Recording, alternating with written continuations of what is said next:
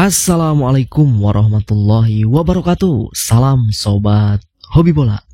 Perjuangan timnas Indonesia U19 di Piala AFF U19 tahun 2024 telah dimulai, di mana Piala AFF U19 tahun ini digelar di Indonesia. Indonesia ditunjuk sebagai tuan rumah dan sudah mulai digelar pada tanggal 17 hari Rabu kemarin ya, di mana Indonesia tergabung di grup A bersama Filipina, Timor Leste dan Kamboja. Laga perdana itu dibuka oleh Timor Leste melawan Kamboja, di mana Timor Leste menang dengan skor tipis 3-2 dan tuan rumah disusul oleh pertandingan tuan rumah Indonesia U19 melawan Filipina ya.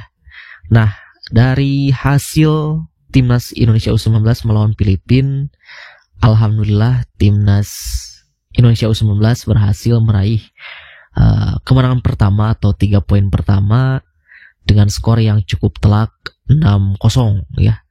Dimana memang ya secara di atas kertas memang sepatutnya dan memang seharusnya kita harus bisa menang dan mengatasi perlawanan dari Timnas U19 Filipina gitu.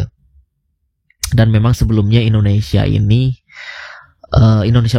ini di bawah asuhan coach Indra Syafri itu telah mulai pemusatan latihan dari jauh-jauh hari, dari beberapa bulan ke belakang, dan tentu Timnas U19 ini juga sudah mengikuti turnamen yang lumayan cukup lumayan cukup untuk membina mereka di turnamen tersebut, yaitu turnamen Toulon, di mana di turnamen tersebut Timnas Indonesia U19 menghadapi lawan-lawan yang berat gitu, bukan lawan-lawan yang di Asia Tenggara.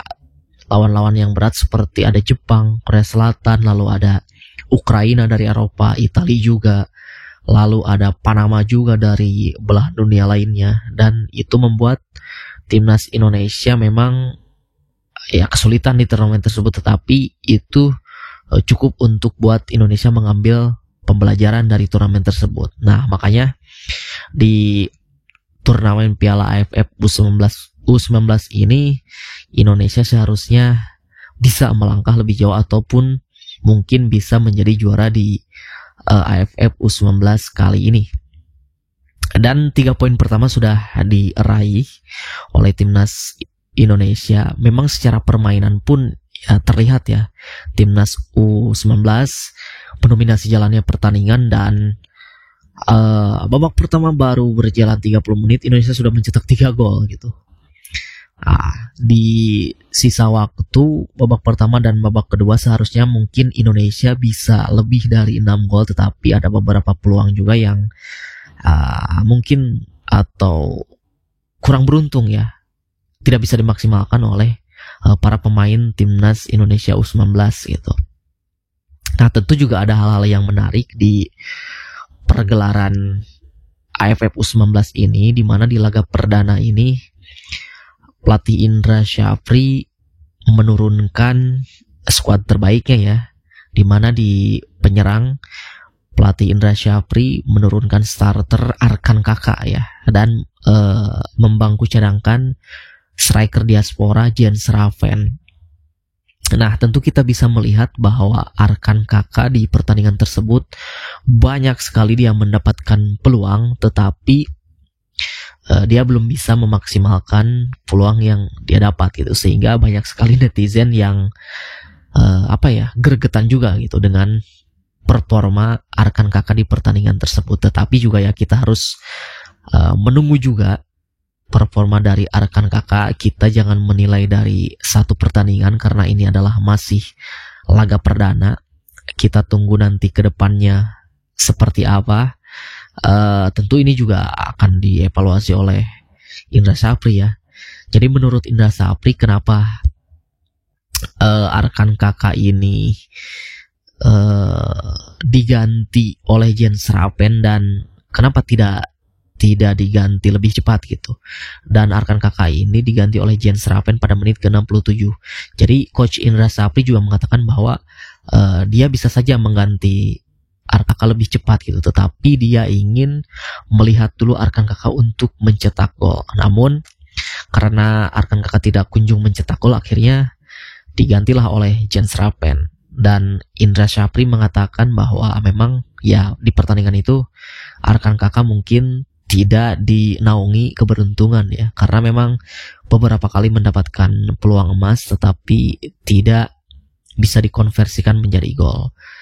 Walaupun begitu juga Indra Sapri tidak menilai gol itu menjadi tolak ukur dari striker ya, tetapi Arkan Kakak juga menurut Indra Sapri bermain cukup baik. Walaupun dia tidak mencetak gol, tetapi ya kalau misalkan kita menilai striker ya tugasnya memang untuk mencetak gol. Tetapi ya itu balik lagi karena ini adalah masih laga perdana dan kita lihat nanti seperti apa ke depannya. Apakah di laga-laga berikutnya Indra Sapri akan mencoba menurunkan Jens Rappen sebagai starter atau justru kembali akan menurunkan Arkan Kakak. Nah, jadi dua striker kita ini nantinya akan bersaing siapa yang akan mendapatkan posisi utama atau menjadi pilihan utama dari Coach Indra Sapri. Nah, lalu setelah Arkan Kakak diganti, Jens Rappen masuk, dan Jens Rappen walaupun bermain ya kurang lebih sekitar 20 menitan di sisa waktu babak kedua, akhirnya Jens Rappen menciptakan gol perdananya untuk Indonesia ya di ajang resmi. Dan dia menjadi pemain terakhir yang mencetak gol di laga itu, yaitu menjadi pemain penutup gol di laga itu, dan golnya juga cukup keren, kerjasama apik. Nah, lalu Jens Rappen ini mengatakan bahwa dia sedikit cukup grogi juga ya, karena mungkin belum terbiasa dengan supporter yang banyak, supporter yang fanatik seperti di Indonesia gitu. Jadi dia agak sedikit grogi, tetapi dia sangat senang akhirnya bisa mencetak gol untuk timnas Indonesia. Bahkan ketika melihat dari selebrasinya pun dia agak-agak sedikit kayak kelihatan mau menangis gitu. Mungkin dia juga merasa bangga bisa mencetak gol akhirnya untuk timnas Indonesia gitu. Nah, itu salah satunya hal yang menarik. Lalu hal yang menarik selanjutnya yaitu dari ke-6 gol yang diciptakan oleh para pemain Indonesia ini, 3 gol diantaranya itu diciptakan oleh pemain belakang ya. 1 gol diciptakan oleh Kadek Arel dan 2 gol ini diciptakan oleh Iqbal Gwijangge. Tentu ini sangat-sangat luar biasa ya kontribusi dari Iqbal Gwijangge di pertandingan ini. Dari 2 gol yang ia ciptakan pun juga golnya cukup keren juga. Dari skema yang sangat apik kerjasama, gol ke-1 dan gol kedua pun sangat-sangat keren gitu yang diciptakan oleh Iqbal Gwijangge ini. Ya kita tahu bahwa memang pemain bertahan itu tugas utamanya ya untuk membantu pertahanan supaya tidak kebobolan ya. Tetapi memang di pertandingan itu para pemain bertahan Indonesia cukup baik, dan para pemain bertahan Indonesia juga membantu lini serang Indonesia, dan hasilnya 3 gol di antara 6 gol itu 3 golnya diciptakan oleh pemain bertahan gitu. Maka dari itu Iqbal Gwijangge ini memiliki insting yang cukup baik juga untuk mencetak gol apabila memang para pemain depan timnas Indonesia tidak bisa atau sulit untuk mengkonversikan peluang yang mereka miliki gitu. Nah, ini sangat-sangat keren juga untuk laga-laga selanjutnya nanti. Lalu selain itu juga dilihat dari sisi penonton, memang tidak terlalu ramai juga ya di pertandingan perdana ini. Walaupun tidak terlalu ramai, tetapi keriuhan supporter masih terasa ramai itu, walaupun stadion ini tidak penuh ya, karena terlihat dari layar kaca juga ada di bangku penonton itu sedikit, ya bukan sedikit sih, lumayan lenggang juga, ada yang kosong, ada yang terisi juga sebagian gitu. Ya mungkin karena ini juga adalah laga perdana, Lalu juga mungkin ada beberapa orang yang belum tahu bahwa AFF U19 ini digelar di Indonesia. Lalu mungkin juga bisa ini hype-nya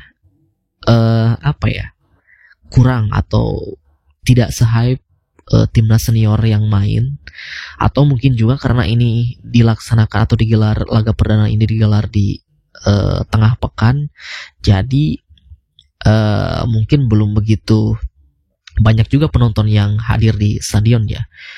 Mungkin juga nanti di pertandingan selanjutnya melawan Kamboja itu digelar di hari Sabtu akhir pekan. Nah itu kita tunggu nanti apakah stadion akan penuh oleh penonton di sekitaran Gelora Bung Tomo ini, karena ya kita tahu jauh sebelum era sekarang sepak bola Indonesia itu biasanya untuk kelompok usia ini dari segi penonton selalu banyak ya, apalagi dulu di eranya Evan Dimas dan kawan-kawan gitu. Berbeda halnya dengan timnas senior, tetapi sekarang ya hype-nya karena memang timnas senior sekarang sedang berada di tren positif, jadi hype-nya mungkin lebih tinggi dibanding timnas di kelompok usia ya, seperti itu. Jadi kita nantikan perjuangan timnas U19 ini di Piala AFF U19.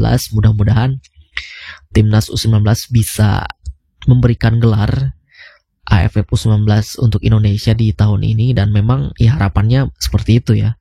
Tetapi juga Coach Indra Safri ini juga spesialis dari timnas kelompok umur ya. Dia juga sudah beberapa kali memberikan gelar untuk Indonesia di Piala AFF di kelompok umur.